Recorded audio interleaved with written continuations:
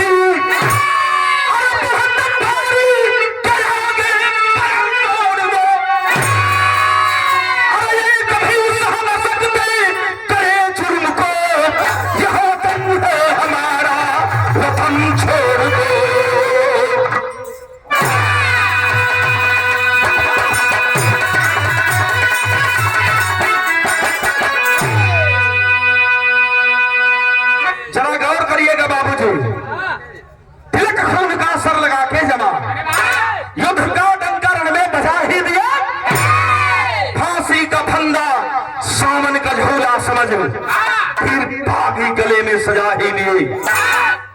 समय कौन रहल? गुलामी की जंजीरों में भारत माता मेरी करा रही थी। जगह जगह से क्रांतिकारियों की टोली से आवाज बुलंद हो रही थी, नेताजी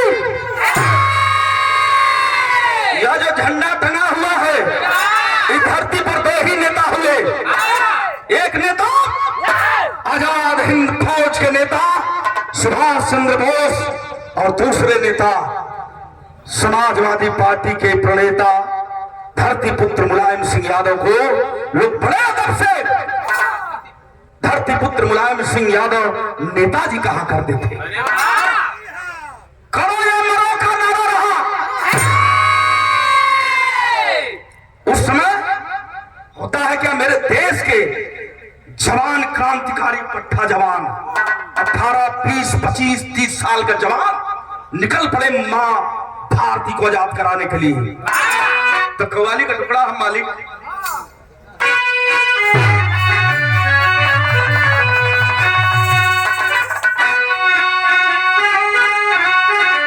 बाबा विधा सुनो ले भैया बाबू चचा। कव्वाली आप लोग बहुत सुनेला, लेकिन ये कव्वाली चांद कादरी दिल्ली घराने से चांद कादरी साहब ने गाया। क्या गाया है? जवान कहता है ये धरती क्या है, ये मेरी मां है, इसलिए कहता है। कव्वाली से पहले कहता है मुसलमान भाई होंगे तो तवज्जो देंगे। क्या कहता है देश का जवान?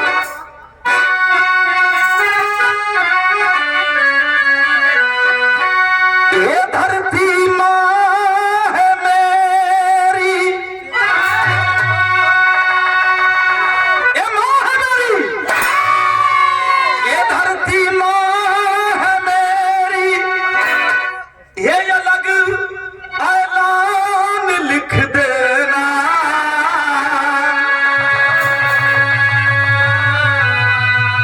मेरी मेरी जिंदगी पे इसके एहसान लिख देना। या किसका आज मकबरा, ये दुनिया वाले जान जाएंगे।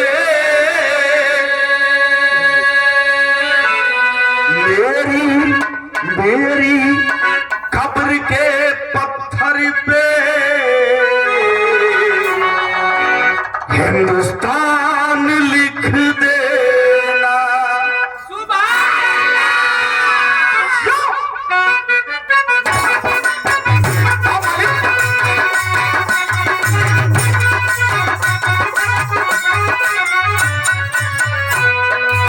देश का जवान कहता है मैं मरूं तो वतन के लिए, मैं जीऊं तो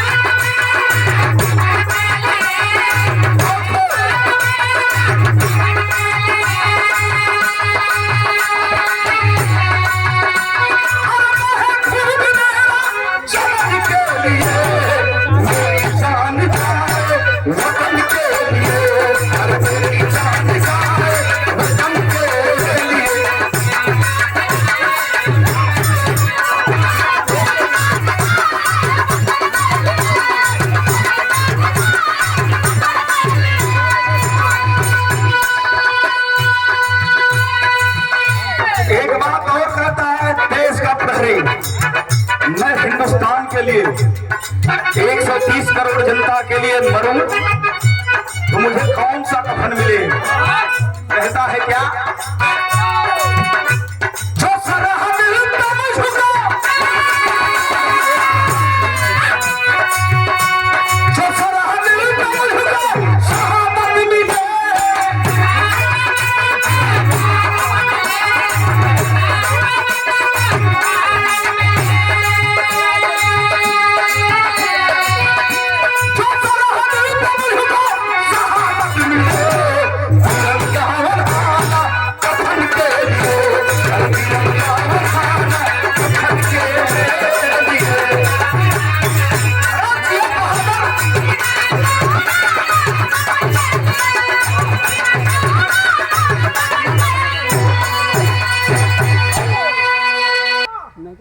और हमारे नाम शुरुआत हो गई पंचो, एकदम शीशा नियर झल की कहानी। हमार कोशिश रही विराह सुनल जाले, नाच देखल जाले, जरा कहानी पर गौर करिए। देखा दू तरह का स्वर्गीय रामदेव गुरु जी, हम तो देखले ना रही पंचो।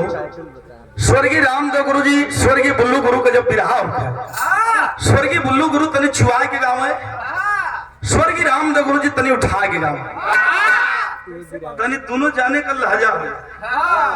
कैसे स्वर्गीय बुल्लू गुरु जौहरी का है,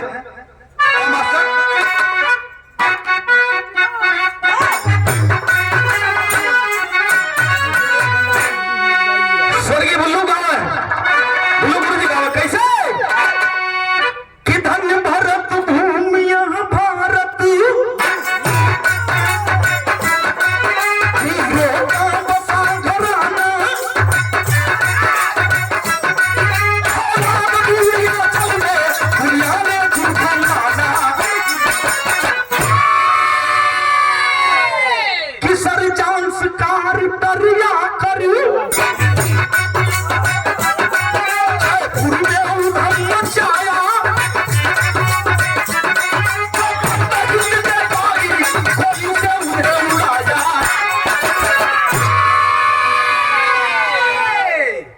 स्वर्गीय रामदेव गुरु जी वाली लगा था।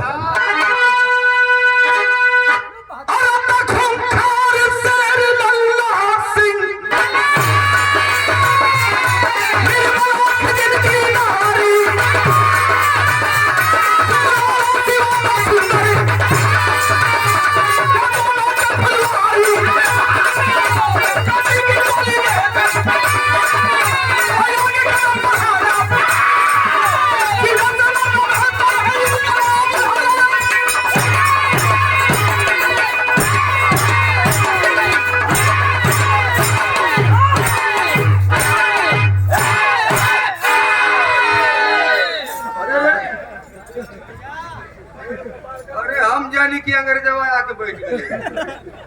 अरे यार तो के अंग्रेज लोग थो जोश आ गल वाले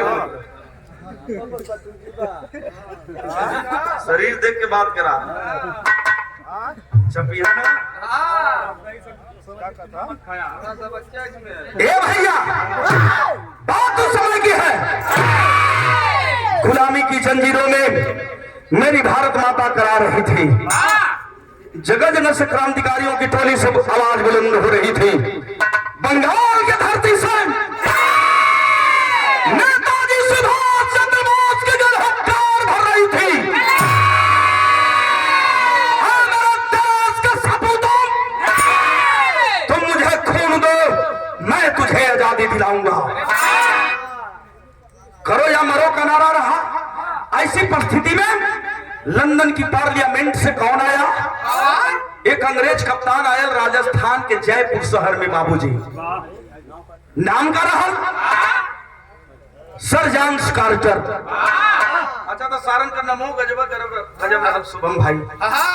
भैया का नाम सर जॉन कार्टर है।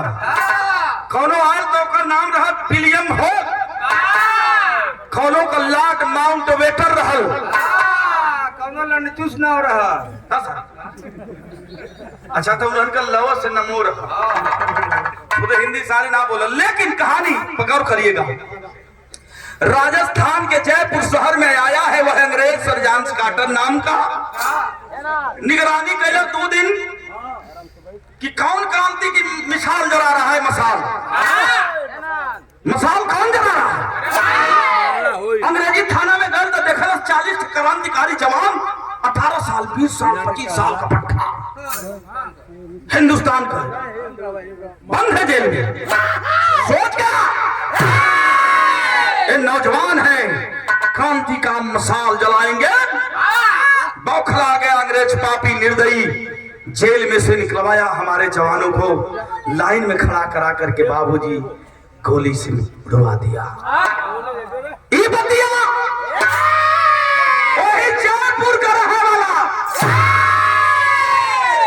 ये गरीब किसान मजदूर के कान में ये आवाज गई है कि हमार 40 भैया जवानन के पापी अंग्रेजवा मार देले बा।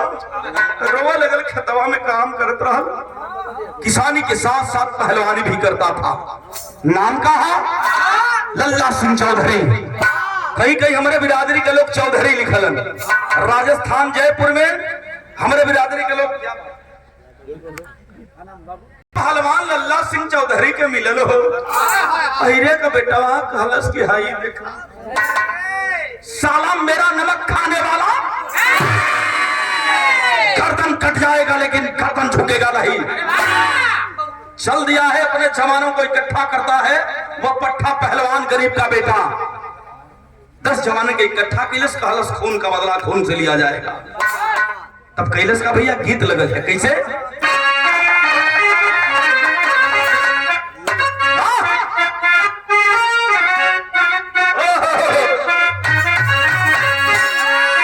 पुरान चीज बड़ा मजा देला। एकर कोनो जोड़ना, ये पुरनकिया में से नई लुक चुरा के नई बना देता। अपने जवानी के आलम में स्वर्गीय रामदेव गुरु जी गावत रहलन, कोनो दुल्ही अपने दुल्हा से कुआई ले बम्बैया दुल्हा से। वाह, वो दुल्हा फिलहार गाँव रहत रहा। ये कहाँ पड़ेला भाई? नाला सोपारा की बगल में बम्बई हो। नाला सोपारा के बगल में बम्बई? करिया मिल में रहा। अच्छा हाँ, तू मुझे हिसाब करत रहला का? हाँ, भैंसी की तबेला भी रहला, मोनी रहला। वो दुल्हनिया कहत रहला अपने दुल्हा राजा से का कि हमारे पैजे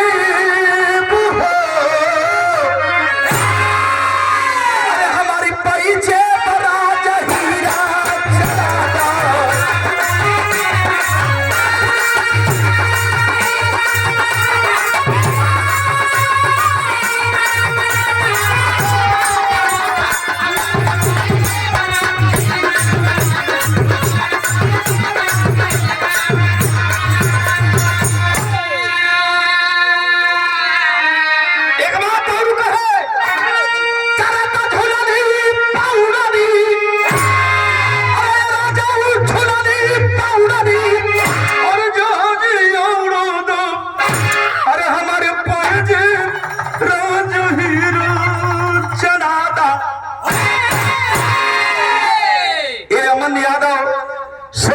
क्रांति की मसाल लेकर के वह क्रांतिकारी लल्ला सिंह चौधरी 10 जवानों को लेकर के जौने थनवा में से निकाल के 40 जवान भैया के मरले रहल, वो थनवा के घेरवा लेलस।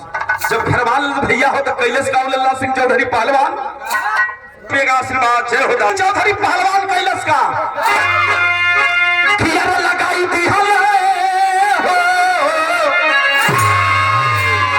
लगाई थी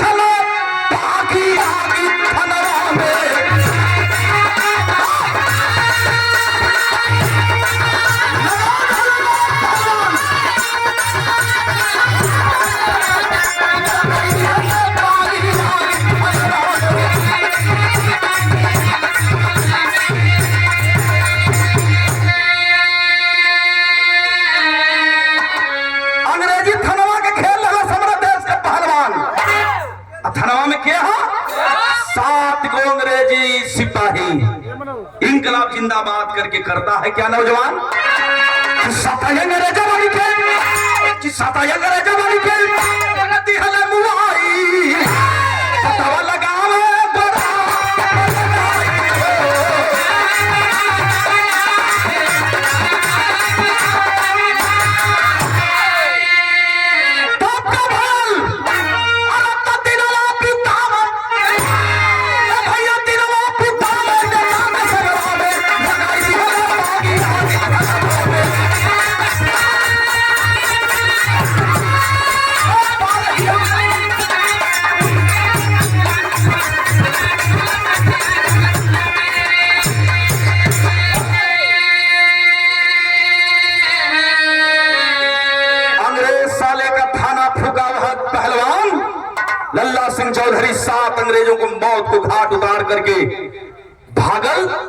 तो घरे नहीं गए, गैल तो गैल कहा क्रांतिकारी जवान आजाद हिंद फौज के नेता सुभाष चंद्र बोस के शरण में गिर गया।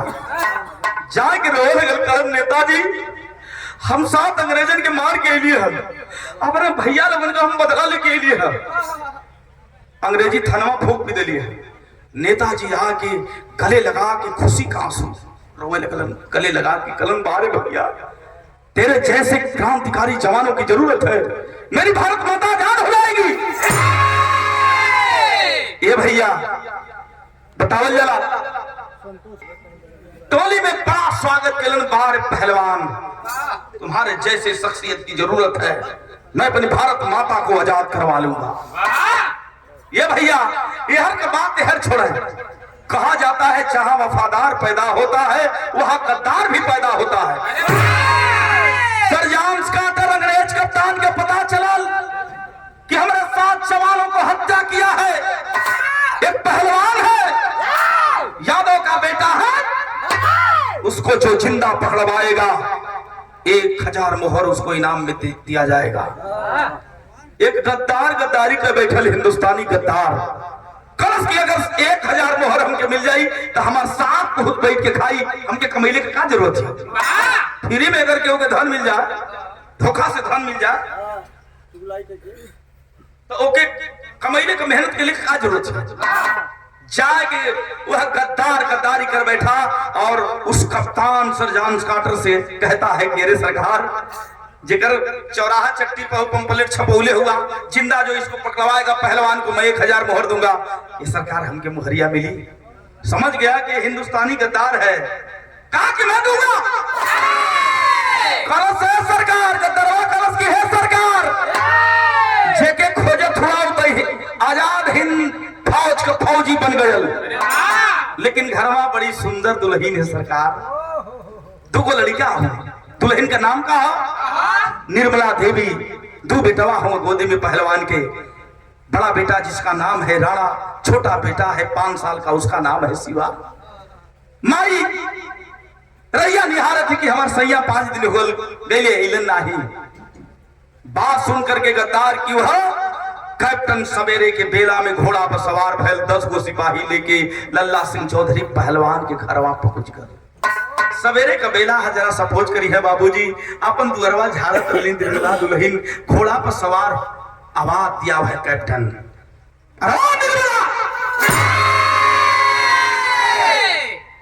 बड़ा हंसी खुशी से घर को साफ सफाई कर रही है, तेरा पति कहाँ है, मेरे 7 जवानों को मारा है। खड़ी हो गई, शिष्टाचारी है, संस्कारी है, दुल्हन है। कल सरकार 5 दिनों कल मेरे सैया के गई पता ना कोनो घोड़ा पर से तमतमा के उतरल हो, जाके कलाई पकड़ के खींचल चालस झटका तमीज से बात कर वरना काला से निर्मला दुल्हन की लामे से बात कर। अंग्रेजवा कल what Urgent keep silence on the भुइया the गिजबी। अरे बारिश के कोई कौन स्कूल में पढ़ ले बड़ा, इंटर कॉलेज में पढ़ ले यार। अंग्रेज का स्वाद बड़ी ताकत है इसमें। निर्मला कलश जवान पूछे पूछ दूरे से कलश की ये बता सिपहिया को सिपहियन के कलश की घेर लो यार, इसको अकेले पर हिम्मत ना पड़त से देखा वीरांगना अकेला पकड़वा के कहले का मतलब गिरफ्तार करवा के भैया कोड़ा से मरवावे लगल भैया दुल्हन के दोनों बचवन के बता तेरा पति कहाँ है, तेरा बाप कहाँ है, मैं भाई इज्जत बख्श दूंगा बता दोगे तो। लेकिन हे धरती की शान तिरंगे की शान कौन अपना मिटाएगा। यह के बाद देहर छोड़े नेताजी सुभाष चंद्र बोस अपने क्रांतिकारी जवानन के सीना में बारूद भरत रहलन, लेकिन एक तरफ जाके लल्ला सिंह चौधरी पहलवान रोवत बाकी हे मालिक हो न हो कोनो गद्दार गद्दारी कैले हुई तो हमारे परिवार के अंग्रेजवा प्रताड़ित करत है। नेताजी सुभाष चंद्र बोस देखलन कि अरे पहलवान के आंखों में आंसू शोभा नहीं देता, पास में गईलन है कलन जवान, अरे पहलवान क्यों रो रहे हो, रोए के लल्ला सिंह चौधरी पहलवान कलश साहब तनी परिवार के याद आ गई हो सरकार, बड़े बड़े फौलादियन के औलाद का गम पानी पानी कर देला हो नेताजी। हमार बेटा हमार दुल्हन कैसे होइहन यही बदे आंसू आ गल है। एक बार हम अपने परिवार से मिल जाए तो हमारे कलेजा के ठंडा हो जाए। नेताजी कलम तेरे पर इनाम रखा है साला वह कमीना अंग्रेज 1000 मोहर का। अगर तू जाइबा तो पकड़ल जाइबा, पहलवान पे मौत मारल जाइबा, तुम्हें भेष बदल के जाना होगा।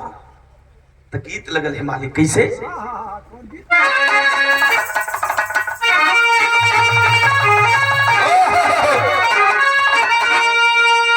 जब गंगा चैनल पर विराह होत रहल तो वो समय हम बोले रही है गीतिया के भाव में कोनो दुल्ही का दुल्हा तनी पुजारी होगी लनी।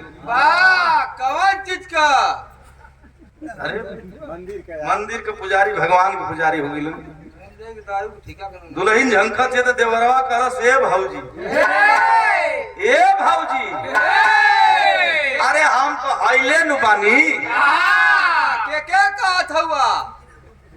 अरे ऊ कर करल लेबा ऊ देवरवा अपने भाऊजी से कहला भाऊजी हम हाइले नु बानी, चिंता तनिको न कर। कहले करा हल मास्टर ए भाऊजी भैया त भैले, अरे त भैया त भैले, अरे पुजारी ए भाऊजी, अरे तोहर कजरा के निहारी ए भाऊजी।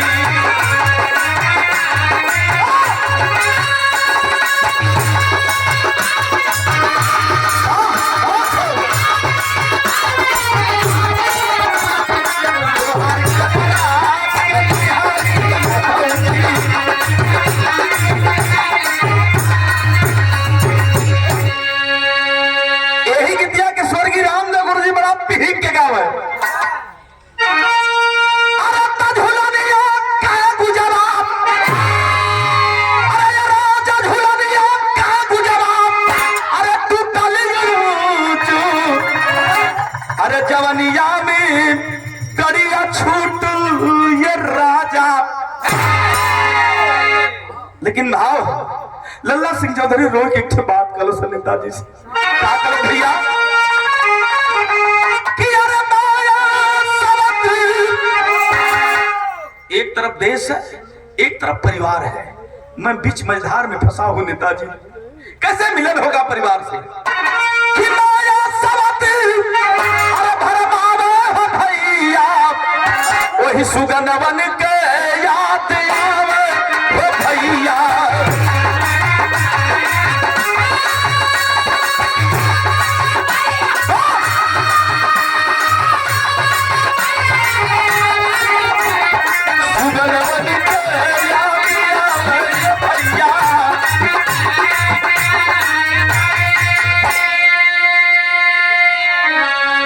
नेताजी कहो सुनो, मैं भेष बदलता हूं तुम्हारा, साधु का भेष बनौलन है, हालिया रच रच के टीका चंदन लगाओ थोन, नकली बार नकली दाढ़ी कुल लगाए के नेताजी ड्रेस पहरौलन है। कल मैं पहचान लूंगा तो अंग्रेज भी तुझे पहचान लेगा, अगर मैं नहीं पहचानूंगा तो अंग्रेज साला तुझे नहीं पहचानेगा। नेताजी रच रच के वो पहलवान लल्ला सिंह चौधरी के तैयार कैलन है, देखलन है बड़ा ध्यान से। हम बारे भैया मैं नहीं पहचान रहा हूं कि तू पहलवान है, तू तो साधु लग रहा है। नेताजी कहलन है काम कोई परिणाम रखला है, तब भेष बदल के जाए कोई परिवार से झटके से मिलके यह बबुआ कि जाया बच के खोजे हम अंग्रेज बेईमानवा, अरे सखुआ का भेष बनावला।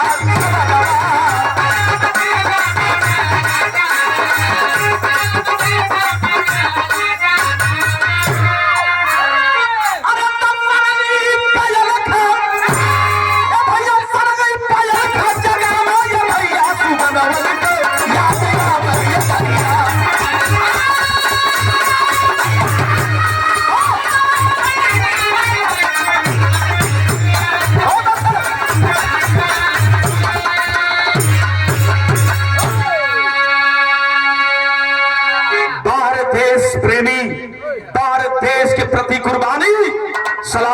हूं ऐसे शख्सियत को। आज देश के लिए साधु का भेष बना करके, नकली दाढ़ी नकली बार लगा करके भजन गाता हुआ अपने दरवाजे की तरफ चला है पहलवान लल्ला सिंह चौधरी। वो भजनिया कौन गावत था कि माई का ही अरवाज अपना, अरे माई को ही अरवाज अपना, अरे लाल से जुड़ाई हो, माई का ही अरवाज अपना।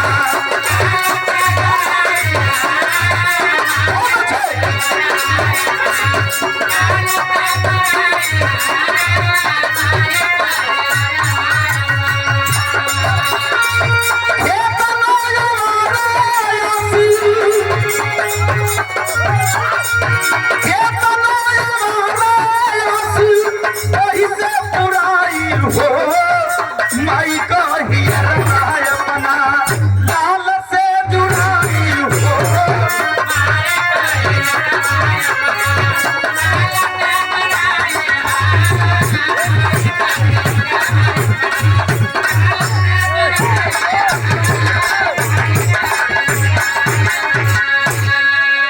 इसमें जब पहुंचल पहलवान देखा ना, सन नजर उठा के तो दुल्हन कोड़ा से मारल गल, दोनों बचवा भी मारल गल। दुल्हन निर्मला कोड़ा के मार से बेहोश पड़ल है हो भैया। नेताजी कहले रहलन, उपाय कहले रहलन कि तनी दू चाठे को हरा लेला, थोड़ा टमाटर आलू है लेके और दुअरवा पजैहा आटा सान के बबुआ दू चाठे भौरी और चोखा लगा के 5-6 दिन हो गई बा परिवार के खैले, पता ना पापी भोजन देत होई कि ना देत होई। यही बहाने परिवार से मिलन हो जाएगा और अपने बच्चों को भोजन भी करा दोगे। भोजन बन के तैयार हो गल, जो ही उस सतुआ खाए का तैयारी कैलस देखे हाथ में हथकड़ी लगल है दोनों बचवन के। रोवत उस सधुआ के पास अइलन, रोई के कहलन कि बाबा हमार पापा पता न कहा 5-6 दिन के चल गए, हमारे माई के हमारे मम्मी के अंग्रेजवा रोज मारेला, पूछेला बता तेरा पहलवान पति कहाँ है। नहीं बताएगी तो इसी तरह प्रताड़ित करता रहूंगा, तुझे मारता रहूंगा, जान से नहीं मारूंगा, तड़पा तड़पा के मारूंगा। हमन से बेपी पूछला जौने हाथ में कलम कापी होकर के चाहिए, वो हाथ में पापी हथकड़ी डाल देगा। सो बाबा कलेजा फट गया।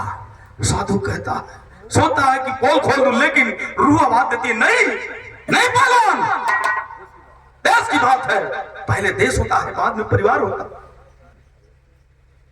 काला साधु रूपी वो क्रांतिकारी कहा, बेटा मैं रमता जोगी बहता पानी, ए तो जहां भी पापा हो ये जरूर ही है, लाहे भोजन खा। कैसे भैया? पचड़ा का भाव।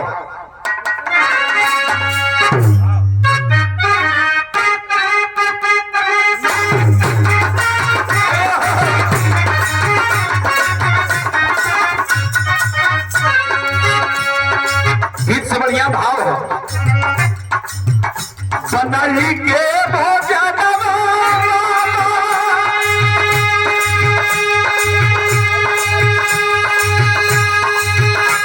बनही के भोजन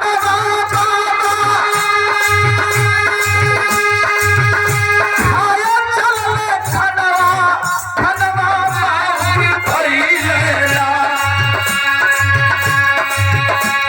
ओ खनवा बाहुर भइलेला, पहिले बोलिया के सुगना खनवा बाहुर भइलेला।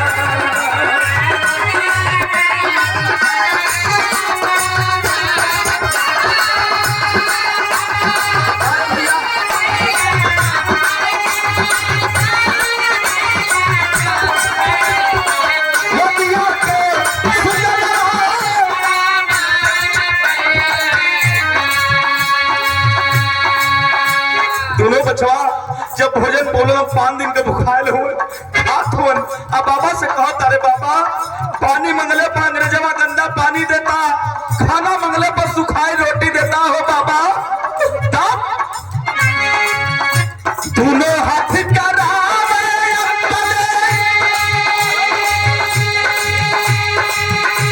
दोनों हाथ करावे हिरौन के भोजनवा खनवा बाहुर भइलेला,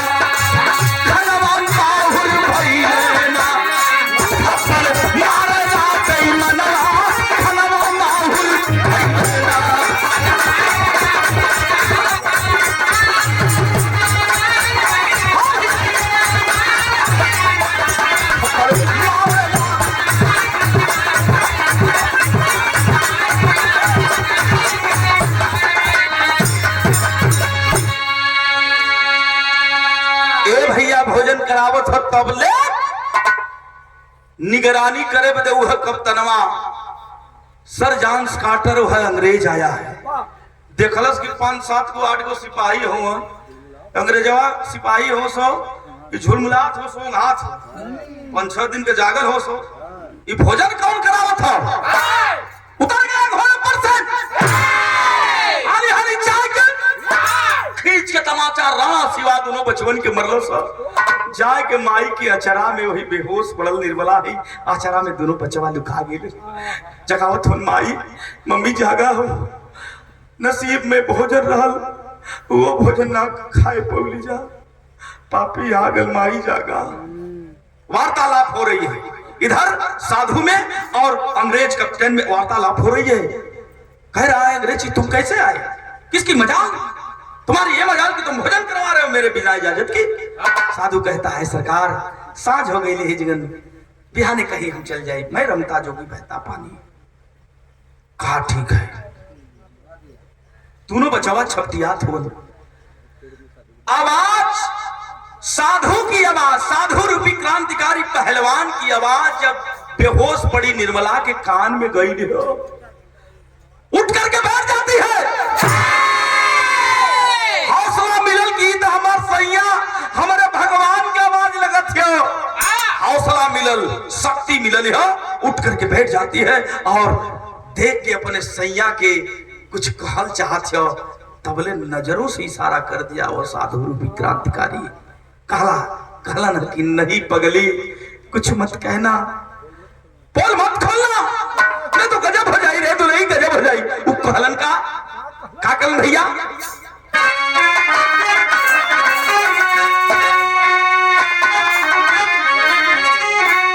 यह कहलन निर्मला से पहलवान का कि ये दुल्हन बचाई के माई कल दिया, बचाई के माई कल दिया, अरे तो पानी के गईले पानी ना फिर से आई।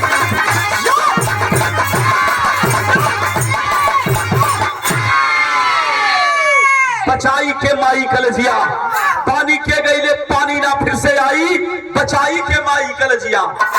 चतुर चालाक अंग्रेज के शक हो गई, तब कैलस का भाव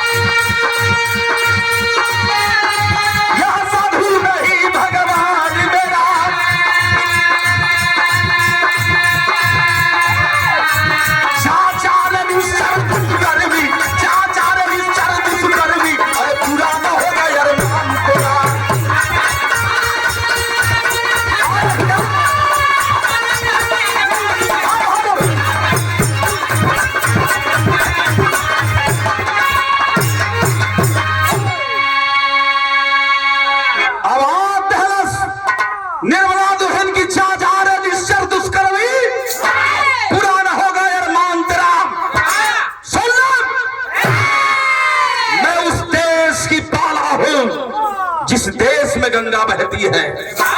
अरे पापी नीच कसाई, गंगा माई खाली पनिये ना बहेली रे, हमारे देश में अमृत का धार बहती है गंगा मैया, मैं उस देश की पाला हूं।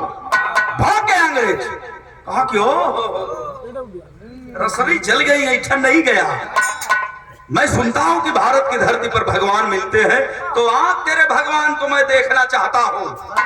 बुला अपने भगवान को। गुस्सा में लाल हरमजादा अंग्रेज फेटा में कटारी लहरल, कटारी निकाल लेलस, गर्दना पर लगा दे। निर्मला की बता यह कौन है, नहीं तो 1 मिनट नहीं लगेगा, सर और धर अलग हो जाएगी।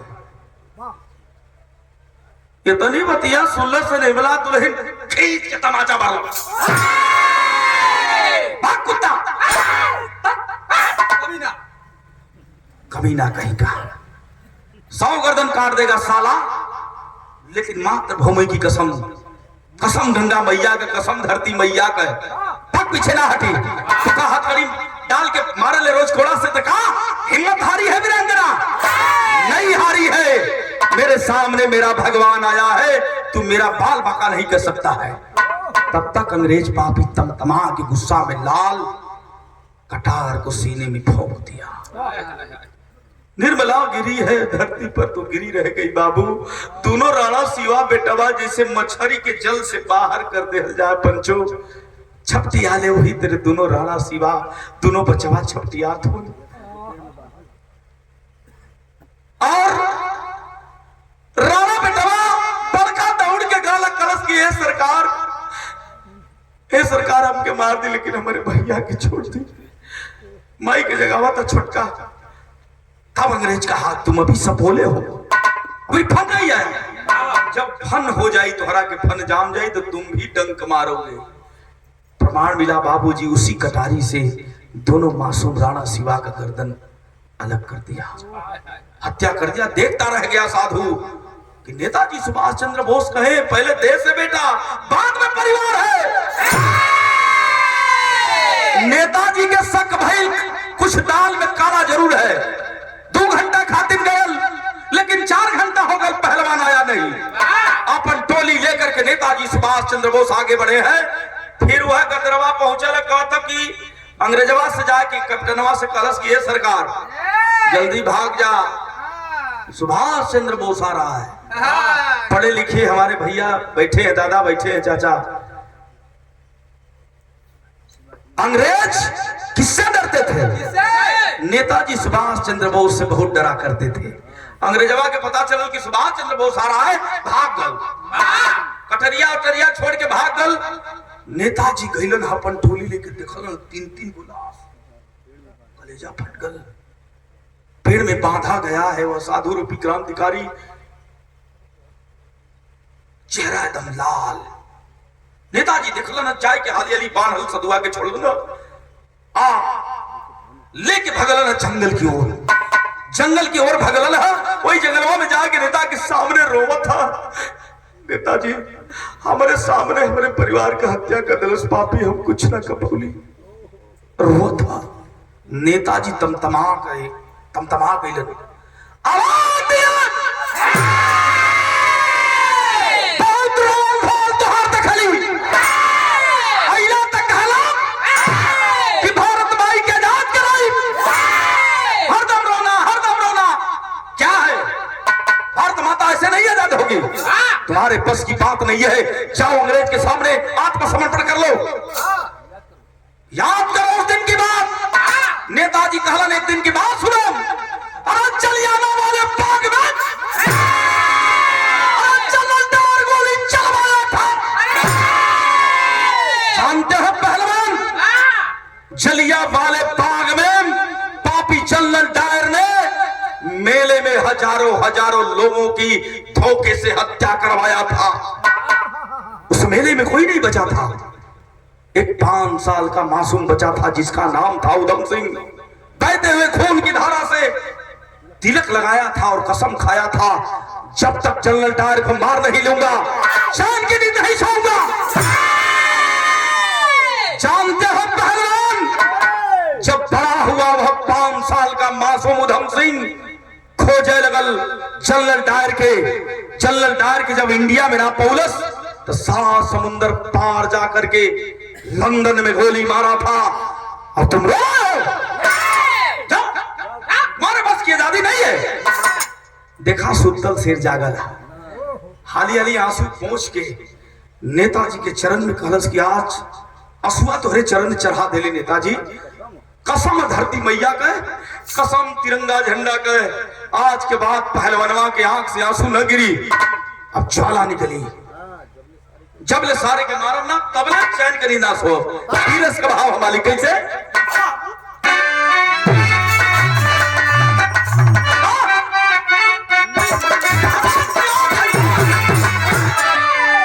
कई जिला चले ले, कई जिला से चले ले। कैसे भैया? अरे तबारी उमर कमर लचकनिया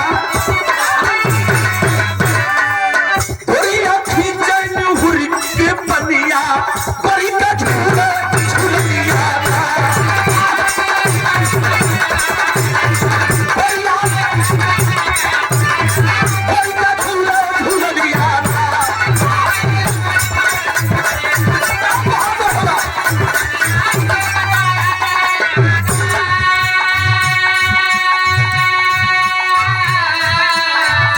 निकल पड़ा हिंदुस्तान का वह प्रहरी जवान लल्ला सिंह चौधरी पहलवान।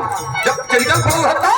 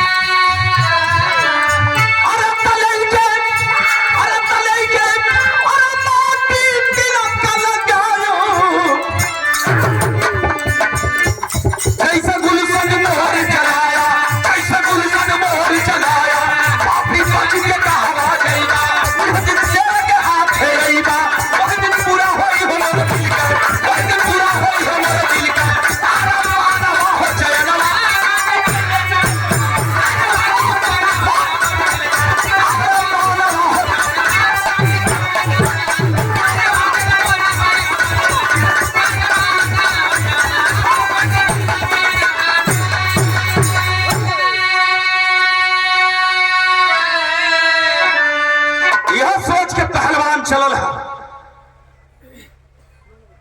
कि जबले सारे के मार ना ले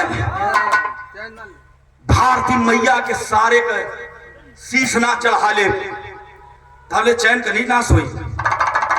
ये खबरिया देखा जब चारों तरफ गूंजल है जंगल की आग की तरह कि पहलवान लल्ला सिंह चौधरी जाग गई बा। तो वह के तरवा जो 1000 मोहरिया लेके गद्दारी कैले रहल पहुंच गल हो करे बंगला पंगरे जवाब और विस्की का बोतल खोल के अरविंद भैया चुस्की लेता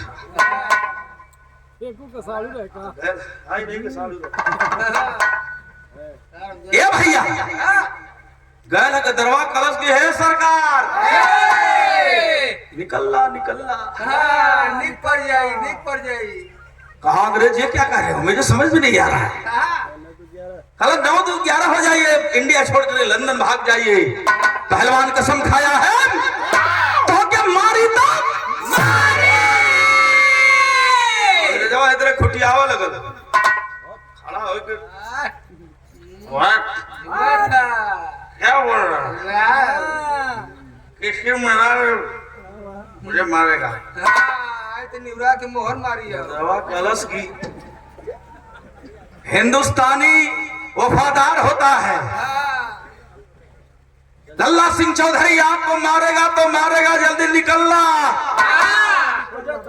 ए में भलाई है खोजा था कलश इसी बात है पैसों का नशा टूटल है। हाँ हाँ लगता है 7 जवानों को मारा है और थाना भी फूका है हमें भी मार देगा कोई ठीक नहीं है उसका। हाली लेटर पैड निकल हाली अंग्रेजी में लिखा था लंदन के पार्लियामेंट में भेज दिला सोकर छुट्टी कहले का मतलब मंजूर हो गई। इंडिया से लंदन भाग गया तो भाव वहां के कैसे भैया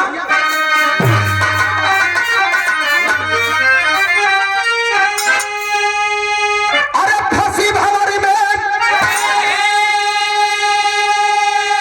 भैया फंसी भंवरी में अरे आज धर्म का नैया धरती मैया के अरे तो भागल 4 बचा के बीच कसैया धरती मैया के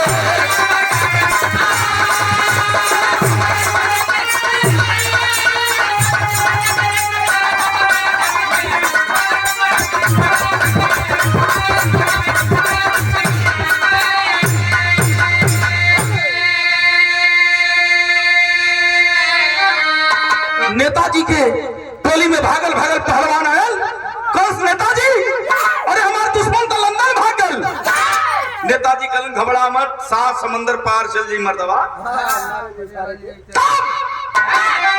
अरे चांद के मरम लल्ला सिंह, अरे हरा नाही मतिया हो, 5 साल के बाद फिर से आइल बाउज पतिया हो।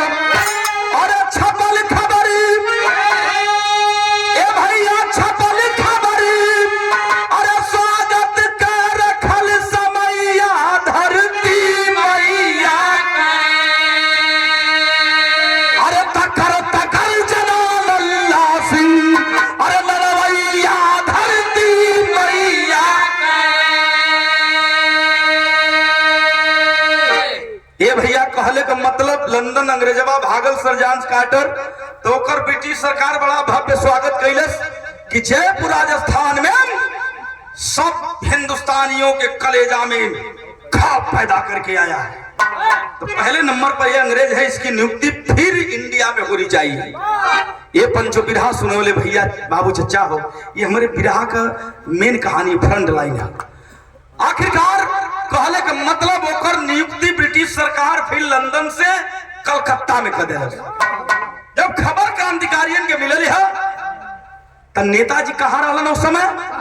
यही बनारस में रहलन और अपने क्रांतिकारी टोलियन के लेके गाजीपुर मऊ होते हुए बक्सर बिहार कलकत्ता की सरजमी पर पहुंचले का तैयारी कर लेना चलत हो। तो वही रहिया में नेताजी के सामने लल्ला सिंह चौधरी पहलवानवा उछल उछल के 1-1 लाख की बात कहत रहा। कैसे भैया?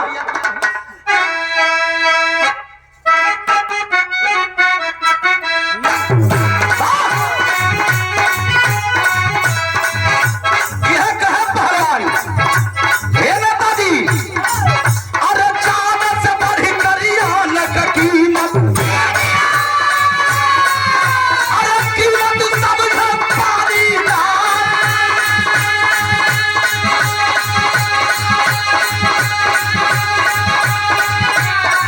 अरे काल से छूकल बंदर झंखे,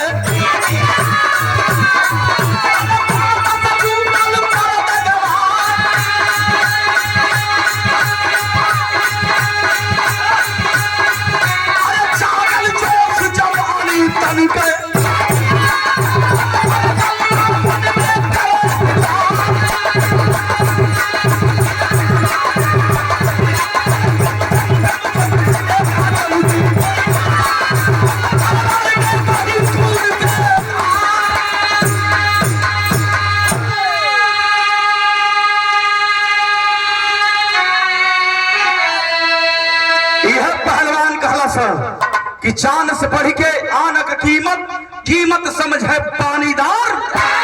ताल से चूकल बंदर झंखे, बात से चूकल मर्द अखबार।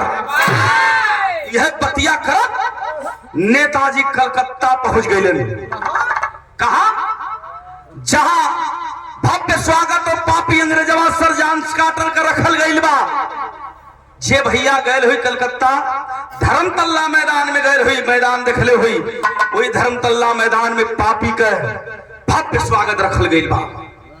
हजारों हजारों का भीड़ बा कि चली देखल जा कि कैसन अंग्रेजवा हास रहा।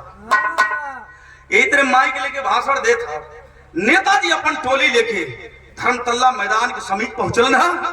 नेताजी सुभाष चंद्र बोस करण बहुत भाषण देता। साला रुको जवानों, मैं साले को भी शूट करके आता हूँ, साले को गोली मार के सीने में।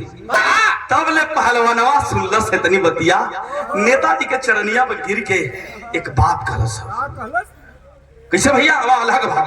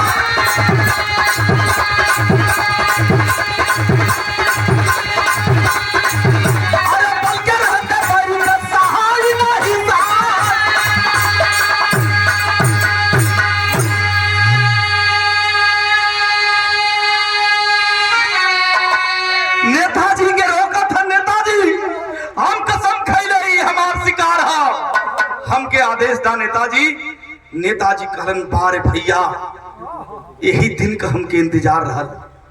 तनी पिछवा 5 साल पहले जो तेरे सामने तेरे पत्नी की हत्या किया था यह निर्दयी साला, तेरे मासूम बगिया के 2 फूल का हत्या कैले रहा। याद कर तमतमा गया। नेताजी याद दिला दिला तल्ले किस भेष में तू गया था? साधु के भेष में। तब हम साधु वाला कुल सिस्टम हम रखले बानी, और जिस कटारी से पापी तेरी पत्नी का और तेरे बच्चों का हत्या किया था वो कटारी भूल करके चला गया था। वो कटारी भी मैं संभाल के रखा हूं।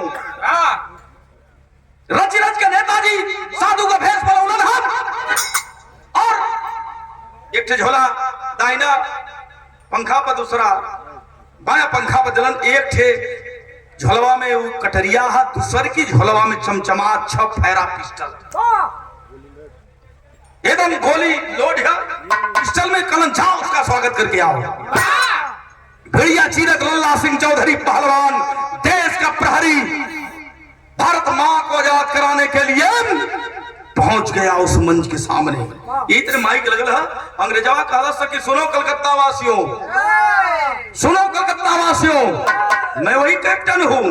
राजस्थान के जयपुर शहर में मेरे खिलाफ एक पत्ता नहीं हिलता था, और तुम भी मेरे खिलाफ चलोगे तो ऐसा ही हस्त्र करूंगा जैसा कि मैं राजस्थान में किया था। तब तक आके दस्तक दे पड़ा वो साधु रूपी क्रांतिकारी, दस्तक दे पड़ा। कहता है सरकार मैं भी आपका स्वागत करने आया हूं, क्योंकि धर्मतल्ला मैदान के समीप से जा रहा था तो कुछ आवाज आई यहाँ स्वागत समारोह है, तो आपका सोचा कि मैं स्वागत करता चलो। बड़ा खुश हुआ, कलश खुश हुआ बोगेम्बो का आओ साड़ू, आओ साड़ू, सारे के हिंदी ना बोले अब साधु ना कह आओ साड़ू, आओ साड़ू, आओ मेरा स्वागत करो साड़ू। इतना बतिया सुनता वह देश का प्रहरी पहलवान तरह बगे छड़क के शेर की तरह मंच पर आके खड़ा हो गया। जय हिंद सर, प्रणाम करता है साधु आपको। कहा अंग्रेजवा कल बार साधु, जैसे लोगों ने मेरा स्वागत किया तो मैं करता चल, जल्दी कर, मेरे पास काम नहीं है, मुझे जाना है, जाना है कहीं। तब साधु रूपी क्रांतिकारी बदले की भावना मुस्कुराते हुए बाया हाथ डल्ला झोला में थाम से लगा दिला। हम ना आए वो जैसे लगौले रहा लगा के कहला साधु रूपी क्रांतिकारी साले अंग्रेजों को रे सोड़ू, अरे सोड़ू, बोले मैं चला ना। अरे मैं तो समझा कि तू साधु है, तू तो क्रांतिकारी लगता है रे, बोले मैं चला ना। इतना बतिया सुनता वो देश का पहलवान नकली बरवा, नकली गढ़िया फेंक दे। साले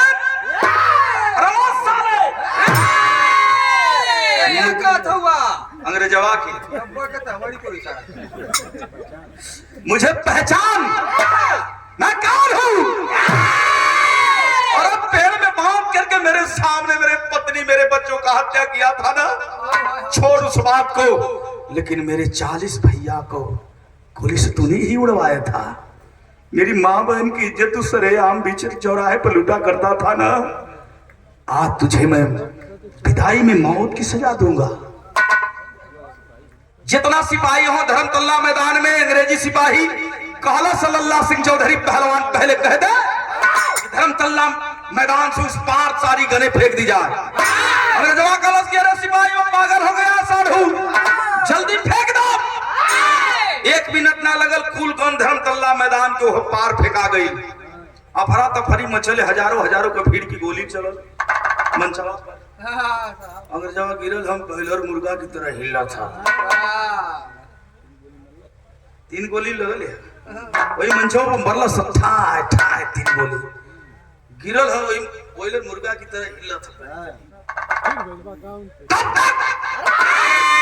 हमारे देश का पहलवान लल्ला सिंह चौधरी वही भिड़िया में वही मंचवा पे थे काम कैलस। कौन काम कैलस भैया?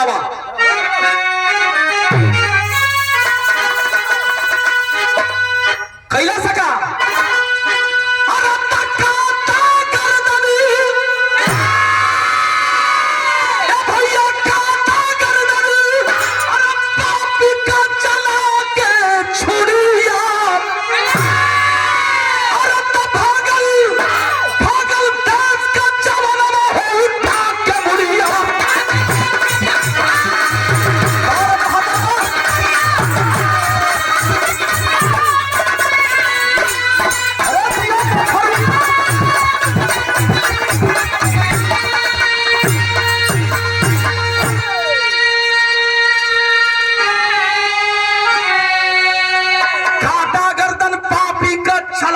छुड़िया भागल देश का जवानवा हो उठा के मुड़िया।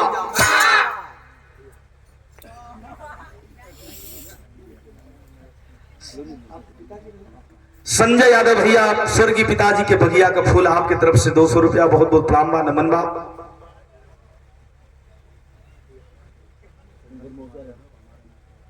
अच्छा और देखें हमारे बड़े भैया स्वर्गीय बाबूजी अवधनाथ यादव हमारे आदरणीय भैया के मौसा हैं सिपाही। क्या बात है, देश के रक्षक, क्या बात है, सलूट करता है प्रमोद लाल यादव। सिपाही चंदन यादव ग्राम वृंदावन जिला गाजीपुर। अरे वाह वृंदावन, हाँ डीडी से जाना बताने लगे। शहर बड़ी सुंदर है। ये 200 रुपया का आशीर्वाद। जय हिंद जय भारत करता हूँ, भैया को नमन करता हूँ।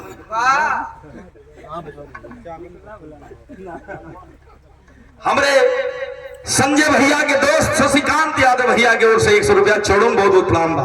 अभी याद है तेरी बोले रहो स्वर विराह सम्राट गुरु जी के वो विराह में टेकू भाई विजय लाल यादव डीडी से डायना बताने लगी शहर बड़ी सुंदर है, वृंदावन लगा और मुझपुर हाल के बगल में वृंदावन। कहने का मतलब देखा विराह का हमारे मेन लाइन है, काटा गर्दन पापी का चला के छुड़िया भागल देश का जवानवा हो उठा के मुड़िया। पापी अंग्रेज के मुड़ी पकड़ के खतवा से एक कटरिया निकाल के खचाक से मुड़िया काट ले। पहलवान मुड़िया काट के छोड़लस ना झोलवा में भर के, जहां नेताजी सुभाष चंद्र बोस इंतजार करत हुए हो पंचो वही जगन भागत लेके। तब भैल का अरे पिठिया में गोली, अरे पिठिया में गोली मारे गोरे बेईमान नाम, अरे धरती वाला ऊपर वाला के गनवा।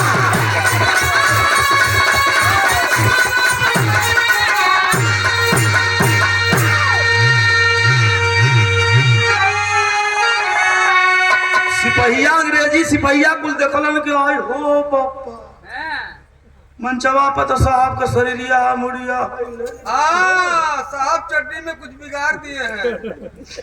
ये भैया शरीर है लेकिन मुड़ी नहीं है। देखलो ना कुल अंग्रेजवा की, अरे वही भाग रहा है साड़ू, वही मार रखा जा गोली चलाओ लगल सो एक से गोली पीठी में लगल पहलवान के, लेकिन हौसला बुलंदी पर है, दर्द तनको ना। भागल नेताजी जहां इंतजार करत रहो वही जन पहुंच गल। नेताजी दिखलन कि हमार फादर शेरावत है, हमारा पहलवान आ रहा है। दौड़ के आके गलन से मिलना चाहते हैं नेताजी। तब तक दर्द बर्दाश्त ना भइल, गोली कर ठमक के गिर गए पहलवान।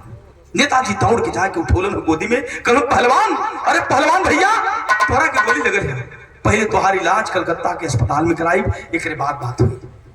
हंस करके वह कहा पहलवान की हे नेताजी हमें मरने का गम नहीं है, न कोनो दर्द बा, आज इतना खुशी बा कि दुश्मन का गोली हजारों गोली सीना के पार कर गई हो, तब ना दर्द होल भयल हो पहलवान के, हमके तनको दर्द ना। लेकिन नेताजी एक तोहफा तोरे बदलिया ले, देखा देखा हम परीक्षा में पास ही की फेल गया, झलवा में काटल मुड़िया अंग्रेजवा का थमा दिलन, टप टप टप टप खून छुआ था।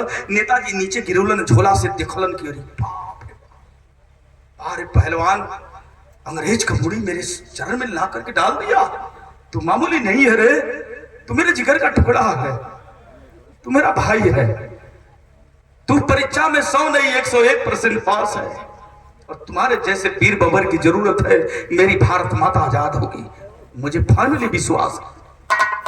लेकिन कहा हंस करके वह नौजवान कि नेताजी एक वादा करिए कि भारत माता को आप आजाद कराओगे ना, हमार इंतजार स्वर्ग में हमार दुल्हन हमार दोनों बेटवा इंतजार करत हो।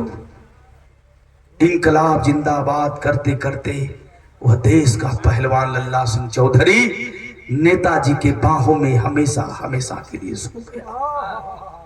नेताजी रोत हो कैसे भैया?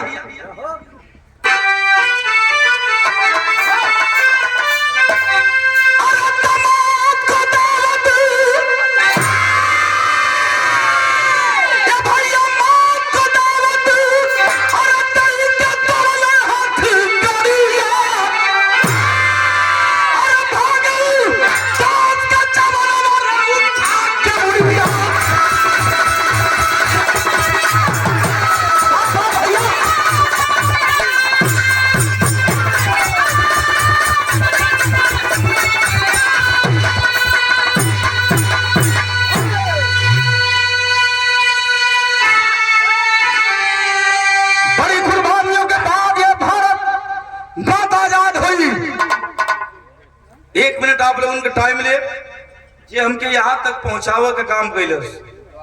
मैं चाहूंगा सुशील कवि जी हैं, मैं चाहूंगा जब हम बिरान ना जब हमारे गौले का सहूर ना रहल सिखतो ना रही, अच्छा 5 में पढ़त रही तई हारमोनिया टेरर तक गौते भात हम बजौती हारमोनिया बड़ा अच्छा लगा। सिखावे का काम के लिए हमारे ऑलरेडी सुशील यादव कवि जी। और आइए मैं चाहूंगा, आइए कवि जी डॉक्टर दिनेश यादव भगवान के दूसरे रूप आपके द्वारा सुंदर पुष्पहार 100 रुपया। सुशील यादव क्या है हमारे ये भांजे हैं? हाँ हमारे भांजे हैं लेकिन हमारे गुरु हैं। क्या बात, जरा जोरदार ताली हो जाए। अरे दान दक्षिणा ले लो गुरु जी। अरे बहने ब्राह्मण होना गुरुओं हुआ पैसा है रोया मत दान। और मैं चाहूंगा हमारे अरविंद भैया क्या बात है, आप भी आइए 1 मिनट। होनहार विद्वान के हो चिकने पार गुरु बिहारी गुरु गणेश गुरु धन्य हरि की माया विमल चंद्रिका प्यारे लाल कहीं धूप कहीं छाया।